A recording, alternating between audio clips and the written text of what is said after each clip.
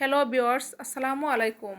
আমি আজকে দুধ দিয়ে কলার শরবত বানিয়ে দেখাবো। দেখেন, কলার শরবত বানানোর জন্য আমি প্রথমে কলাগুলো টুকরো করে কেটে নিয়েছি, স্বাদ মতো চিনি নিয়ে নিয়েছি, পরিমাণ মতো দুধ নিয়ে নিলাম, লবণ নিয়ে নিয়েছি। দেখেন, সবগুলো কিন্তু আমি প্রথম সাজিয়ে নিয়েছি। এই তো দেখেন, একটা ব্লেন্ডারে কিন্তু আমি কি দিয়ে দিলাম, কলা দিলাম, দুধ দিলাম, তারপরে পাউডার দুধ দিছি 1 প্যাকেট দানো, এরপরে স্বাদ মতো চিনি দিয়ে দিলাম, অল্প একটু লবণ দিলাম। আপনারা যদি চিনি বেশি খান, কেউ মিষ্টি বেশি দিবেন, কম খেলে কম দিবেন। আমি একটু চিনি কম খাই, সেজন্য চিনির পরিমাণটা আমি কমাই দিলাম। সব কিছু দেখেন একসাথে আমি ব্লেন্ডার করে নেব। সব কিছু আমি দেখেন ব্লেন্ড করতেছি। আপনার কলা টুকরোগুলো যতক্ষণ ভালো করে দুধের সাথে মিক্স না হবে ততক্ষণ কিন্তু ব্লেন্ড করতে হবে। দেখেন, আমি কিন্তু এখন চেক করতেছি যে আমার এটা পারফেক্ট আছে কিনা। আলহামদুলিল্লাহ, সব ঠিক আছে। আপনারা এভাবে দেখে নেবেন।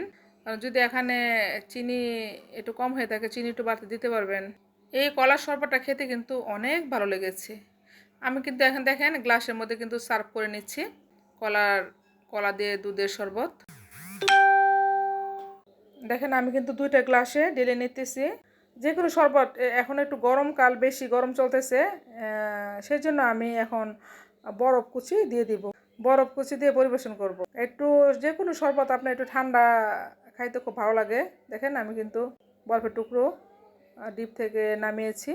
এই যে বড়টার মধ্যে কিন্তু আমি এই যে বরফের টুকরো দিয়ে কিন্তু আমি পরিবেশন করে নিয়েছি।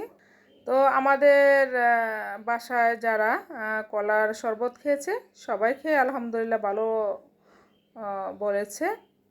আপনারা যদি এভাবে কলার শরবত বানিয়ে খান আর পরিবারের সবাইকে খাওয়ান, তাহলে আপনাদেরও অনেক ভালো লাগবে। আর কলা এখানে কিন্তু কলা, দুধ, মানে অল্প একটু চিনি দিচ্ছি। এটা সবগুলো স্বাস্থ্যের জন্য ভালো। দুধের মধ্যে তো আমরা বেশিরভাগ ভিটামিন পেয়ে থাকি, কলার মধ্যেও অনেক ধরনের ভিটামিন আছে। তো একটু পাউডার দুধটা দিয়েছি একটু সেন্ট আসার জন্য। পাউডার দুধ দিলে ভালো, আর একটু খেতে একটু ভালো লাগে। তো আপনাদের কলার শরবত বানিয়ে খাবেন এবং কেমন হলো আমাকে কমেন্ট করে জানাবেন।